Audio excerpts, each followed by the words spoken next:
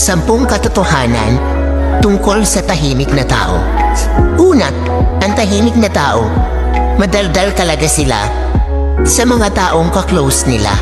Pangalawa, sila ay may 1 o 2 kaibigan lamang, yung totoong kaibigan. Pangatlo, mahiyain sila.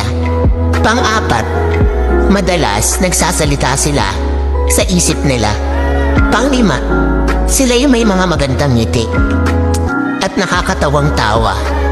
Pang-6, sila ay tapat sa kanilang karelasyon. Pang-7, sila ay mapagmatsyag sa lahat ng sitwasyon.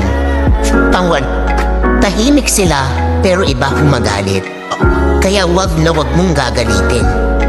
Pang-9, sinasarili nila ang nararamdaman nila kahit nasasaktan na sila. Pang-10, pag sila nakilala mo ng lubusan,